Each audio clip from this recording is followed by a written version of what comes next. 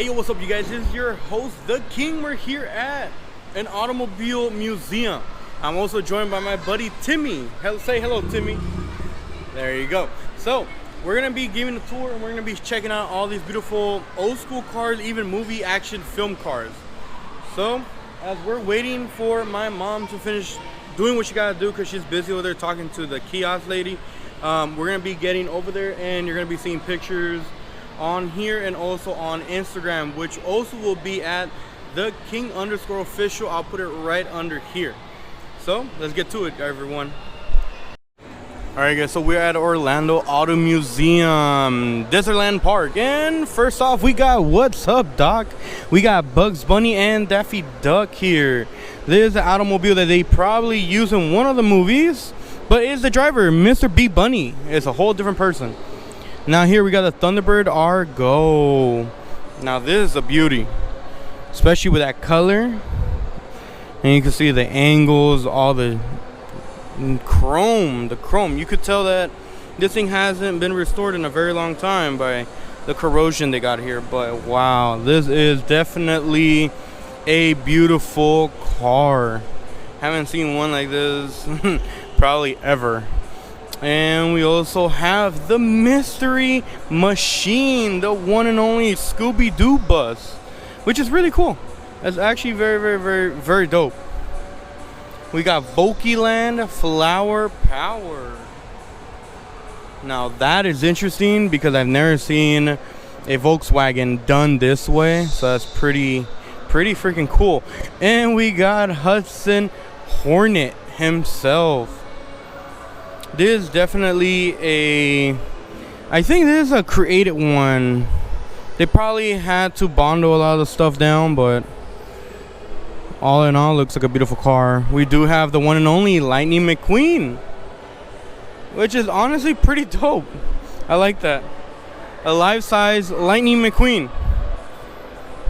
Straight out of the movie, you know? Well, we got the two icons over here. Definitely got him here.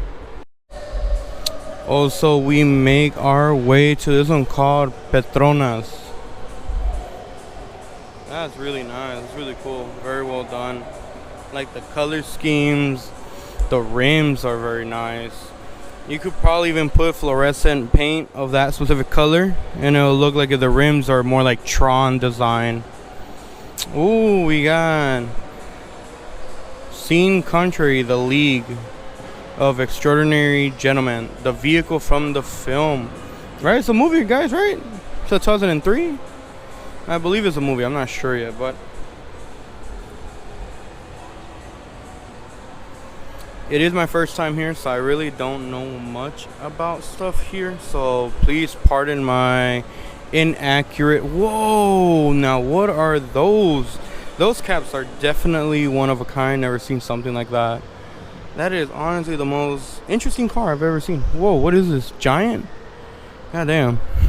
That's one big head. Wow, that's honestly pretty dope. James Dean. Hollywood car.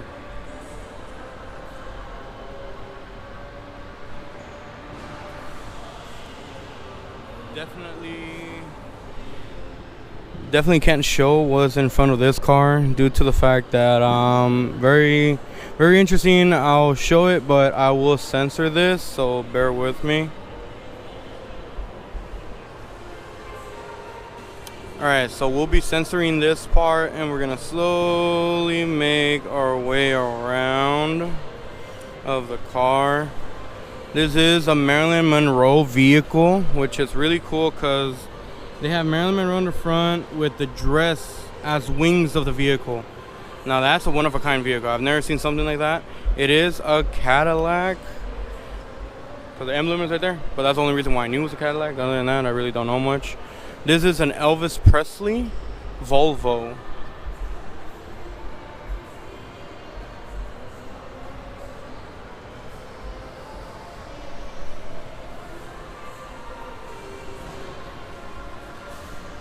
That's a beauty. I like that guitar with the hot red. Like there's like a cherry or apple red.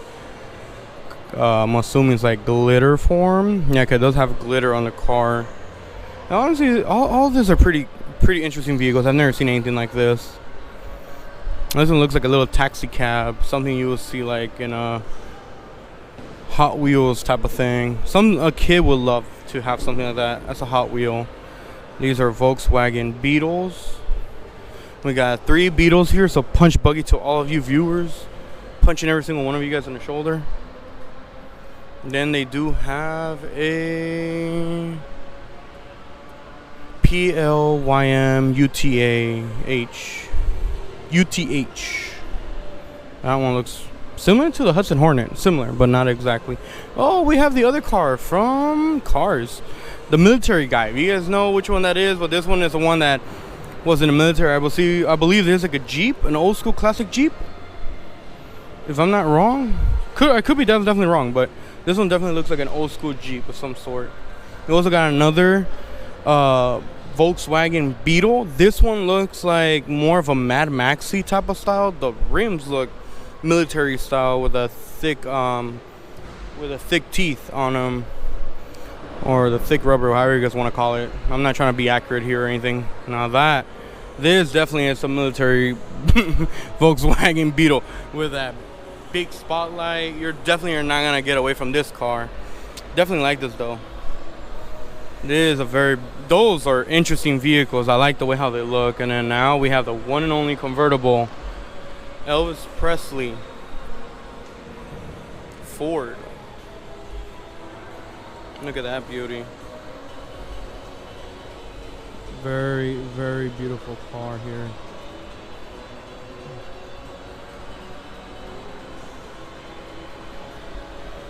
I like that. It's just wow.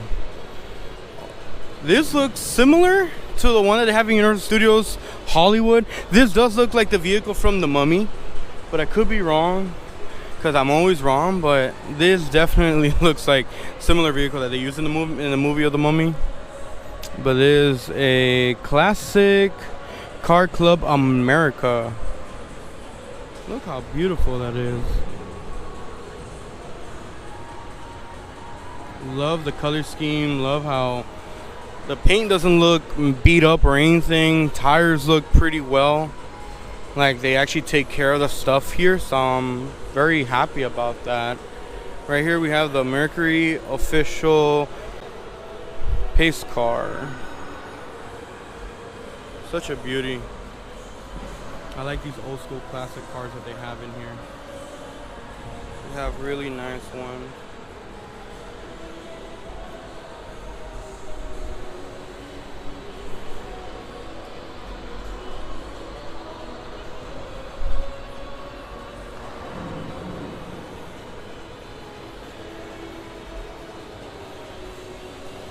I'm just taking this one in. Love the little cream with the gold colors, especially with the black outline. I think it was made in May 30th, 1957. I'm not really sure, but that's what it has on the side of the vehicle.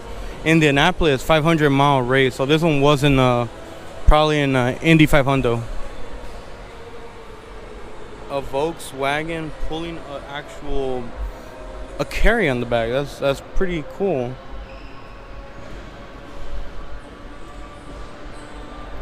And here we got another classic vehicle. I'm not sure if it's a Cadillac or not. Probably an old school one. I'm not really sure. Could definitely be wrong about it. But I love that color. Ooh, now this one looks like a Hot Wheels. Definitely Hot Wheels. Oh, that's a Chevrolet? What? It even has the Austin Powers dice rolls on them. Now this looks something that you could see probably in a Fast and Furious car. Definitely is a Chevrolet, old school Sanford and Son type of car. Another vehicle that looks like the Mummy of some sort. There's another Chevrolet. Dude, this looks like those vehicles that they make for Hot Wheels in a way. This definitely looks like one of the cars from Rocket League. I'll put a picture in there so you guys have an idea what it's called, but right now I don't have it on top of my head. I do like this classic Ford. Those tires look very, very thin. This one sounds and looks like a beast if you ask me. It definitely is a Ford too. All these vehicles are classics, including some of them are definitely movie stars and movie magic film vehicles that they have been used in a lot of films. Especially that one. They have used it in so many. The Mystery Machine Bus, they've used it in so many shows, movies. Even they've done cartoon versions of the sequel of that vehicle. So definitely has a really widespread history on it. Mr. Desert, hence the name Desertland Park, is a real estate developer who's a billionaire who's been collecting cars for over 60 years. And this is only half of his collection that he has in here, in which he has a whole warehouse full of cars that he owns in Miami that's not open to the public. So basically, this whole entire collection in just this building here is worth $300 million. $200 million inside this museum, and $100 million inside the James Bond Museum you guys will see later on. In which once again we have 2,000 cars in here. And basically, the 5 cars that you will get to sit on your VIP tour will be our Batmobile, our Mystery Machine, our DeLorean from Back to the Future, our Ecto-1 from Ghostbusters, and a vehicle from James Bond. Now, if you guys have any questions while on the tour, please let me know. I will try to answer your questions the best way I can. With that being said, let us begin. So, Mr. Desert is originally born and raised in Israel, but he moved to the U.S. in his 20s after he saved some money so he could start his own company when he moved there. In which he went to night school at first, at which then he, after then graduated, started his company called Desert Properties, where then he ended up basically making money by helping with various projects by developing certain things inside of the buildings that they were built from. And then after he made some more money, he decided to move his company from New York all the way to South Florida, where that's how he made more money there and ended up becoming the billionaire that he is today, where he now used that fortune to buy all the cars you see in this building. That was featured as a promotional car when it was then used originally as a cargo van. And then they ended up designing and modifying this vehicle to become the Mystery Machine for its use to help promote the live-action film Scooby-Doo back in 2002, where they had this vehicle then transported over towards downtown Los Angeles and had a person driving around that area to help promote the film, where then they ended up parking that vehicle outside of the Chinese theater that next day for the world premiere of that movie. So, this is the first vehicle on your tour that you might be able to get to sit in. And if it's just 2 people, I can take the photo if you like. But if it's just like 3 or 4, then let me know if you want to take me as well. But yeah, as we're getting, That's like where you have to go on the map to go back and continue the tour. But since you guys are on the tour, you guys are going to take a shortcut to continue to the tour. Anyways, this is the 1920s room once again. This room has all the vehicles that help revolutionize how we as a society use transportation, as instead of using, vehicles, whatnot, they used horses originally, and then they ended up decided to then stop using horses and then switch it out for like engines and that we use today. These horseless carriages weren't even known as cars; they were just horseless carriages, and they only had like 1 or 2 cylinders attached to it. And some of these cars didn't even use ignition because those weren't invented until the mid-20s. They actually used crankshafts that they used to help turn them on instead of just ignitions. Now, this vehicle here that I'm standing next to, this is actually a piece of history. This was during the current events of Bonnie and Clyde's Last Stand, the shootout. This is not Bonnie and Clyde's car though. The car they were killed in was a 1932 Ford V8 Deluxe, and that is actually last seen in a museum in Las Vegas, which is still there to this day. Now, this is actually one of the vehicles used by the officers known as the Highwaymen. The Highwaymen were basically 6 officers who were tasked of stopping Bonnie and Clyde by any means necessary, since now Bonnie and Clyde were now basically the most wanted list on the FBI back then. And which then, when the officers were then given that privilege to then take them down, they ended up finding them, which they were then last located over in Louisiana, where they ended up killing another officer, which then the father of that officer, who was then basically listening in on Bonnie and Clyde's plans because he was the owner of a diner. He ended up basically getting recruited by the Highwaymen, and then they ended up using their vehicle here as part of their plan, where then they pretended the gentleman that owned this car, where he pretended to have his car broke down in the middle of the road, where he explained to them that's the road they were using, that Bonnie and Clyde were going to meet up with a few people in a rendezvous area. And then when they waited till Bonnie and Clyde eventually showed up in the car he saw them in, that's when they ended up hiding in the side of the road in like a little forest area, and then waited till Bonnie and Clyde slow down in their car, so that way they can finally come out of hiding and then finally take out Bonnie and Clyde.